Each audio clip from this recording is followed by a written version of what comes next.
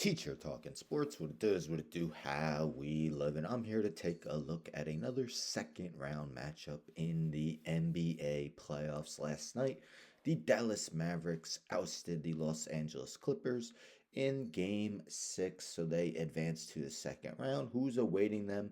The Oklahoma City Thunder, who swept the New Orleans Pelicans minus Zion Williamson. So it is a 1 versus 5 matchup in the West. Let's check it out. The Thunder, of course, top seed in the West with that 57-25 record. 5 games better than the 7 games better than the Mavericks. Thunder top 4 in both offensive and defensive rating this season. I believe they had the second best net rating in the NBA, only behind the Boston Celtics. Meanwhile, the Mavericks' offensive and defensive ratings don't look great. I mean, offensive rating just barely reached the top 10, but they did make a couple trades at the trade deadline, which allowed them to strengthen their starting lineup, and they've been playing very well ever since. So let's take a look at both teams' starting lineups. So for each team, I have the numbers, points, rebounds, and assists per game in their first round matchup. Mavericks were 6 games, and the Thunder, of course, were 4, as I mentioned. So a lot of the scoring is done by the Mavericks backcourt of Luka Doncic and Kyrie Irving, probably the most dynamic backcourt in the NBA. Luka did not shoot the ball efficiently. He's been dealing with a slight injury, but still lighting up the box score each and every game and did play better in games 5 and 6. Kyrie Irving, meanwhile, was just superb in second halves of games. He had some first halves where he didn't really score much, but in the second half of games in this series against the Clippers, he really went off, and the Clippers didn't have an answer for him. Of course, Thunder also have a superb backcourt player in Shea Gilgeous-Alexander. And if you look at some of the Thunder's stats, they probably could have been even better. There was times where the starters got to sit out the end of games because besides other than game one, the next 3 games weren't all that close. But really, SGA and Luka Doncic are probably going to finish 2-3 in MVP voting, only behind the Joker in Denver. We'll see which one finished second, which one finishes third. Josh Giddey played a little bit better as the season went along, kind of struggled, even though the Thunder were playing great much of the season, but his numbers did improve as time went on. If he could hit that 3-point shot, that would be huge for Oklahoma City because Dallas may decide to leave him at times. Lou Dort is kind of a low usage guy, but what a defender he is. Will they stick him on Luka or Kyrie? We will see, but he played well against Brandon Ingram. Brandon Ingram really struggled in that opening round series, and a lot of that was due to Lou Dort. Derrick Jones Jr. It's kind of similar to Lou Dort, probably not quite the defender that Dort is, but highly athletic player who does provide a lot on the defensive end. Of course, as I mentioned, a couple trades really helped their starting lineup, and that is PJ Washington and Daniel Gafford. Gafford, excuse me, didn't play great in that opening round series against the Clippers. Had foul trouble.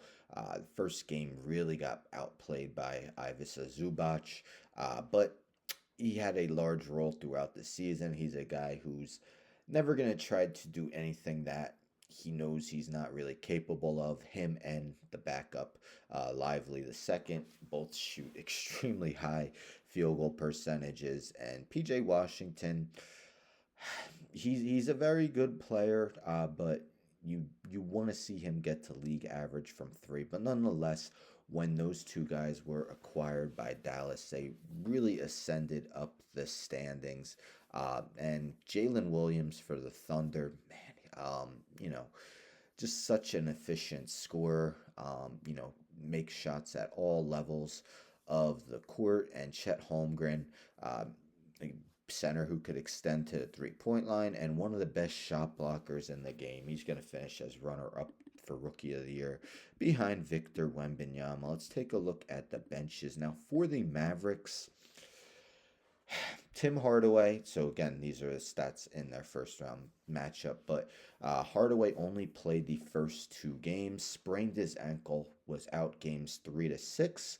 We'll see if he'll be ready for game 1. Also listed Maxi Kleber, who was playing something like 20 minutes per game for the Mavericks in their first round series. Well, in game 6, he suffered a shoulder sprain. As of the recording, I don't know timetable of when he's expected to return. So we'll see if they have those 2 pieces.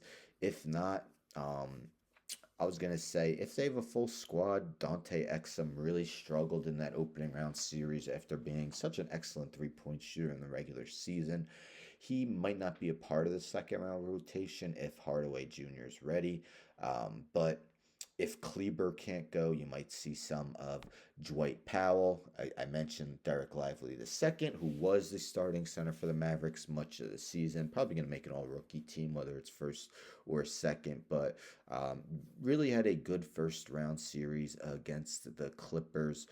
Josh Green, highly athletic player as well. The Thunder's bench didn't necessarily produce all that much, but they were going deep.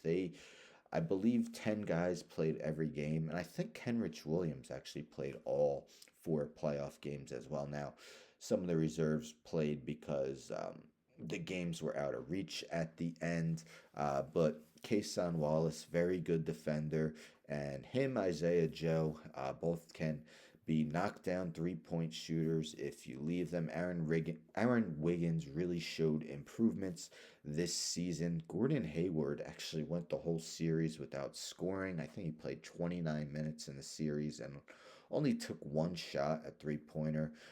But, he's that veteran on this team.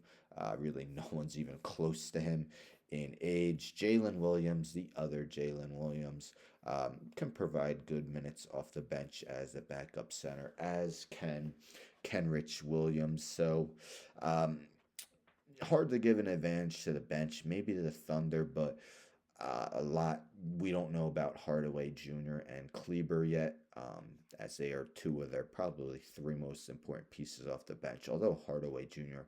did struggle post All-Star break after being one of the most productive bench pieces in the NBA. Now, even though this is a 1 versus 5 matchup in the West, I was surprised at how close the money line is for this series. So according to the DraftKings Sportsbook, the Thunder are ever so slight favorites. They are minus 115 to win the series, compared to the Mavericks minus 105. Game 1 will tip off on Tuesday. My prediction, I really went back and forth, and I'm kind of surprised I'm going this way. But I'm going to say the Mavericks in 7. This backcourt is just playing so wonderfully for the Mavericks. Just no one seems to have an answer for it. So as long as those 2 can stay healthy, should provide enough firepower. Although it would definitely hurt them if both Hardaway and Kleber were to miss time. But I'm going to go Mavericks in 7. Let me know in the comments, who is your prediction to take this 1 versus 5 matchup in the Western Conference Semifinals.